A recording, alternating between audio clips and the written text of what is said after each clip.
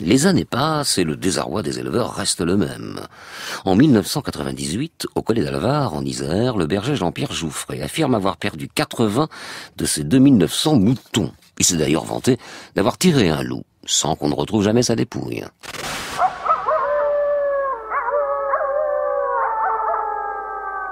J'ai des attaques à 3-4 fois par semaine, hein, des bêtes mortes, des bêtes blessées. Une brebis, j'ai descendu sur le dos jusque là, elle est venue mourir là au camion. Oui, non mais là, ouais. On est à bout, hein. On ne peut pas continuer comme ça, c'est impossible. Hein. S'ils veulent nous éliminer les bergers, qu'ils nous le disent, hein, terminé. Mon père venait ici depuis 1928. En 83, quand mon père est décédé, c'est moi qui ai repris la succession. On n'a jamais vu ça. Et moi, je vous dis, c'est notre gagne-pain, on vit avec, on y travaille dedans. Parce qu'en plus de ça, un berger, on est berger, on ne le devient pas berger. Puis on y tient aux bêtes. Ça fait 3 mois que je crie au secours, personne n'est venu me voir.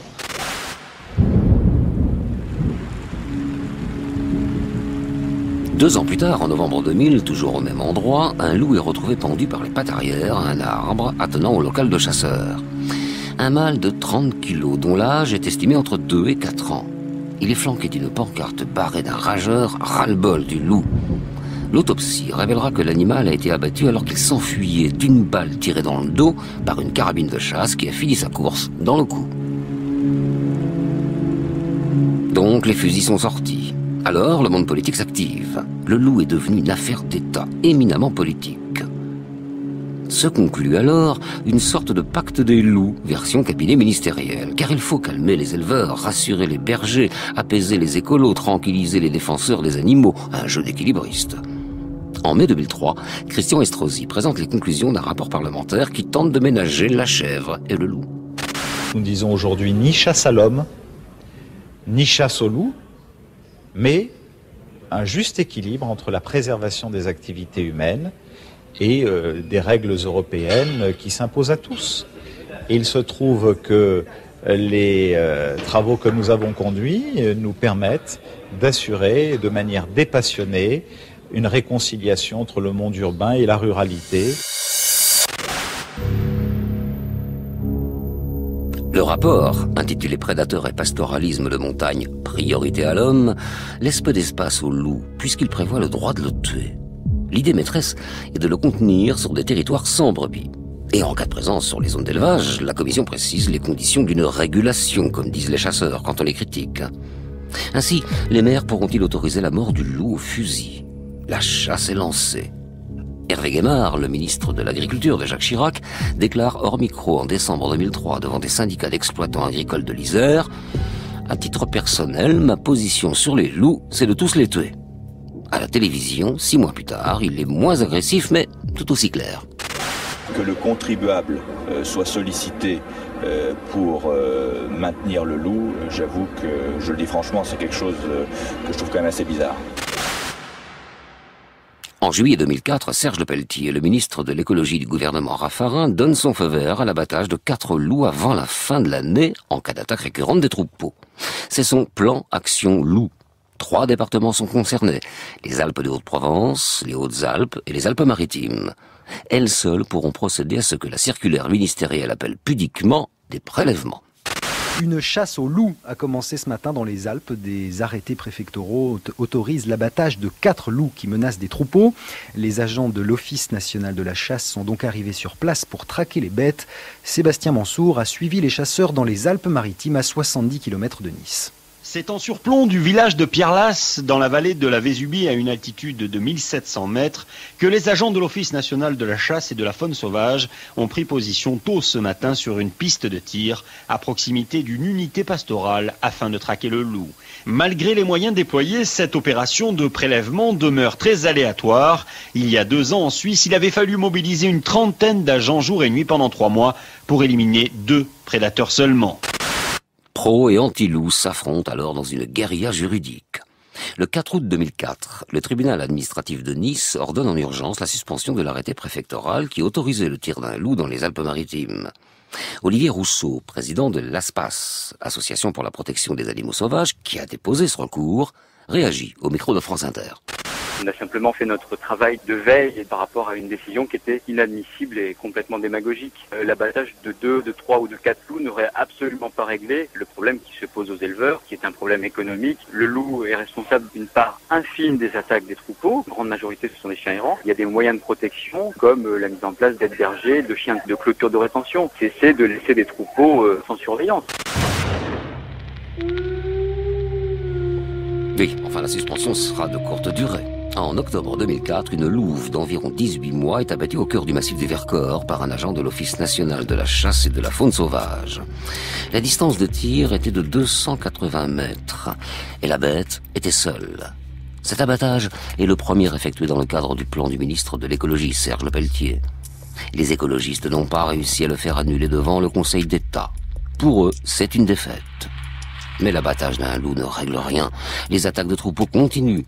Et les éleveurs manifestent encore, comme ici à Termignon en Savoie en 2005. On en a assez, on en a assez. Hein, ça fait depuis le 25 mai que ça dure et on n'arrête pas de nous envoyer. Alors 9 attaques, non c'est trop cette fois. Ils tuent pas pour manger, ils tuent, ils massacrent. Encore ce matin, il y a eu une attaque sur le troupeau de mon collègue. Donc si c'est pas d'un côté, c'est de l'autre, ça pape. Mais c'est tous les jours. Donc aujourd'hui, ce qu'on veut, c'est un tir et qu'il nous fasse dégager ce loup de là-haut. Alors, dès sa prise de fonction en juin 2005, la nouvelle ministre de l'écologie, Nelly Olin, du gouvernement Villepin, dégaine contre le loup. Elle autorise 6 abattages dans les Alpes au lieu de 4. Pour justifier sa décision, elle invoque une augmentation de 15% des attaques contre les troupeaux entre 2003 et 2004. Le 5 juillet 2005, dans le massif des Bauges, en Savoie, un éleveur tue un loup qu'il surprend dans sa bergerie en flagrant délit d'attaque de moutons. Après le tir, l'éleveur a lui-même prévenu la gendarmerie, expliquant qu'il ne savait pas qu'il s'agissait d'un loup au moment de l'attaque et qu'il avait agi pour sauver son troupeau, normal.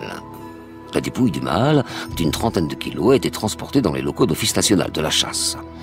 Pour les associations écologistes, ce tir viole le plan du gouvernement. Mais le protocole est tellement compliqué. À savoir, pour tirer sur un loup, les bergers doivent d'abord essayer de le faire fuir.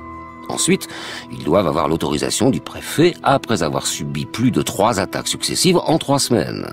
Bien, mais quand un troupeau est attaqué, y compris dès la première fois, comment ne pas réagir ? Écartelée entre le puissant lobby naturaliste et la fronde paysanne, la ministre de l'écologie Nelly Olin, qui vient pourtant d'autoriser 6 abattages de loups, vole au secours de l'animal tué et dénonce le geste de l'éleveur. Personne n'y comprend plus rien. Quelques jours plus tard, nouveau contre-pied, la ministre assiste à une réunion d'agriculteurs du col de Frest dans les Alpes. Émotion. Devant les caméras de télévision, elle pleure à l'écoute du récit des éleveurs. Il me manque 12 brebis, mais tous les soirs, les loups tournent autour. Les brebis sont effrayées, elles n'arrêtent pas de tourner, elles arrivent à enfoncer les parcs. On est en pleine nuit avec des projecteurs, on est obligé d'aller courir après, de les remettre dans les parcs. C'est ça toutes les nuits. Et depuis le 18 juin, je suis en montagne, je suis déjà en pression. Vous voyez, même des conditions horribles. Non mais vous savez, monsieur, je vais vous dire, je suis du côté des éleveurs, je ne suis pas du côté du loup, vous le savez bien. Alors, que faire des loups dès lors qu'ils se reproduisent et qu'ils étendent leur territoire ? Il faut bien vivre avec le loup, s'accommoder de sa présence. En 2005, 12 ans après son retour en France, il est présent dans 8 départements alpins. On compte environ 70 loups qui vivent en meute de 4 à 8 individus en moyenne. L'espèce colonise les espaces en faisant des bonds. Un individu qui s'éloigne de la meute peut parcourir jusqu'à 800 km et reformer un groupe au fil des rencontres. Au début des années 2000, le loup s'établit dans les Bouches-du-Rhône et le Vaucluse, et puis de l'autre côté du Rhône, dans le Gard, la Lozère, le Cantal, les Pyrénées-Orientales. Le loup est là, dans le Massif central et dans les Pyrénées. Gaston Franco, maire de Saint-Martin-Vésubie, dans le parc du Mercantour, là où est revenu le loup en 1992, plaide depuis des années pour une cohabitation homme-loup. Déjà, en 1999, il le disait.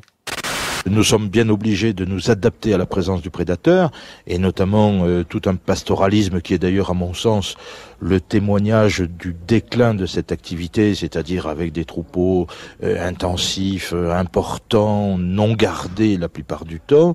Le loup est revenu, j'en suis convaincu, de façon naturelle, parce que la montagne n'est plus entretenue, parce que les agriculteurs, les éleveurs ne sont plus présents, parce que le loup est une espèce en extension en Italie. Toutes les conditions sont réunies pour que le loup revienne. Donc même si ceux qui aujourd'hui sont présents sont exterminés, les autres reviendront aussi. Cette position pro-loup, inédite parmi les élus et ses critiques envers les éleveurs, ont valu à Gaston Franco des menaces de mort. Mais elles ne l'ont pas fait fléchir.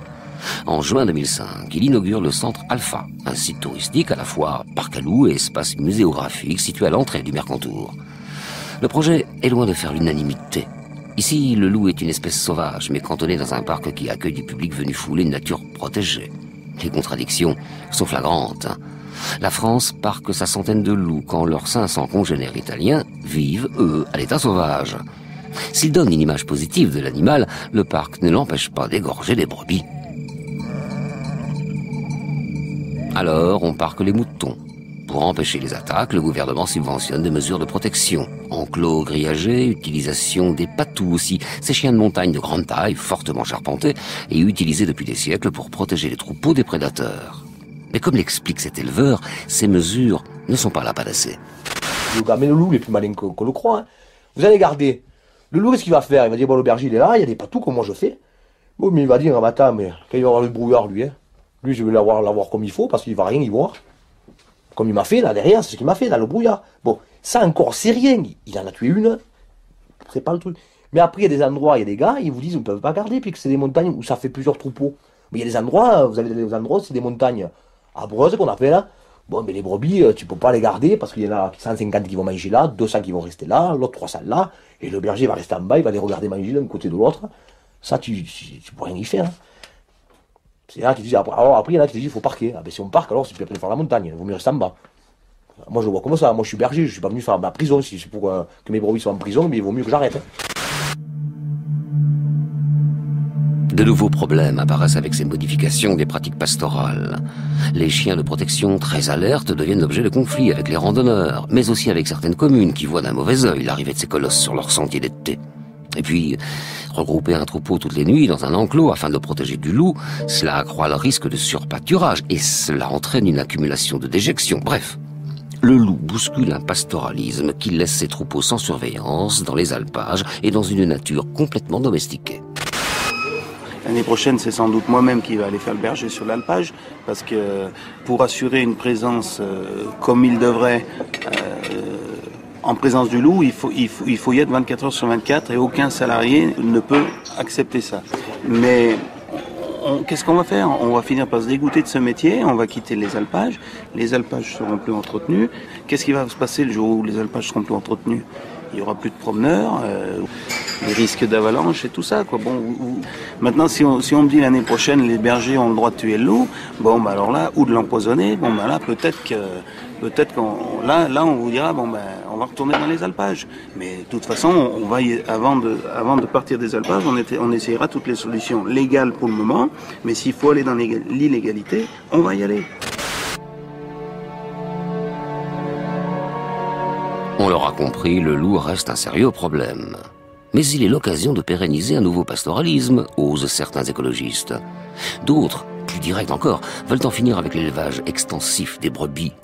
Alors ils reconnaissent que le loup ajoute une contrainte supplémentaire à une activité mise à mal par la concurrence de l'élevage néo-zélandais ou australien, moins cher. Mais ils avertissent que le loup ne peut en aucun cas faire les frais de cette crise ovine.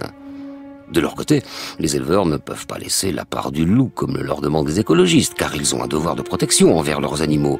Un devoir qui exclut de les abandonner aux prédateurs. Ce serait un déni profond du sens de leur métier. Les positions des uns et des autres semblent irréconciliables, même si depuis quelques années, un modus vivendi très précaire s'est installé. Après 25 années pendant lesquelles l'État a tenté de faire coexister l'élevage et la présence du loup, on en compte aujourd'hui plus de 300 en France, présents dans une trentaine de départements. En 2014, les loups ont tué dans le pays 8226 bêtes, des brebis, des chèvres, des génisses, des chevaux. Toujours en 2014, le montant des indemnisations de l'État aux éleveurs s'élevait à 2,5 millions d'euros, en augmentation de 25% par rapport à l'année précédente. Le loup, symbole d'un retour de la nature à l'état sauvage, est désormais bien installé et impose sa géographie.